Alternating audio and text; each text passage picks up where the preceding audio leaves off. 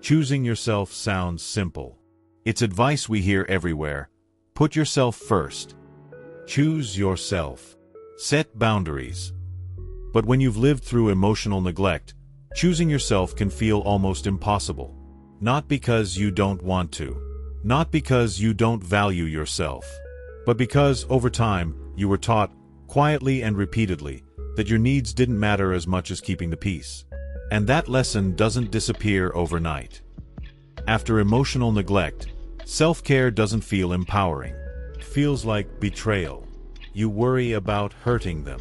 You worry about being selfish. You worry about being too much for wanting basic care, attention, or respect.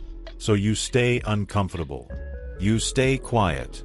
You put your feelings last again and again, because it feels safer than risking disconnection. And even when something hurts, you tell yourself it's easier to endure it than to cause tension or disappointment. When you've spent a long time minimizing your needs, your nervous system adapts to that pattern. It learns that silence keeps you connected. That asking for less reduces conflict. That self-abandonment equals survival. So when you finally try to choose yourself, your body reacts with guilt, fear, or anxiety. Not because choosing yourself is wrong, but because it feels unfamiliar. You were rewarded for being easy, for being understanding, for not asking for more. So now, honesty feels dangerous. Boundaries feel cruel. And rest feels undeserved. That guilt isn't a flaw in your character. It's conditioning. A nervous system response shaped by emotional absence and unmet needs. The cost of not choosing yourself is quiet but devastating. The longer you ignore your inner voice, the more disconnected you feel. From your joy, from your clarity, from who you really are. You stop knowing what you want. You stop trusting your feelings. You stop recognizing yourself. And slowly, resentment begins to grow in the space where love used to live. Not because you're bitter, but because parts of you have been left unheard for too long. Emotional neglect doesn't just hurt relationships.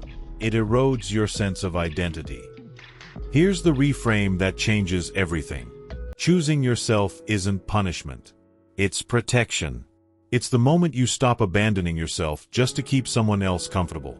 It's the decision to honor your limits, your emotions, your need for safety and peace.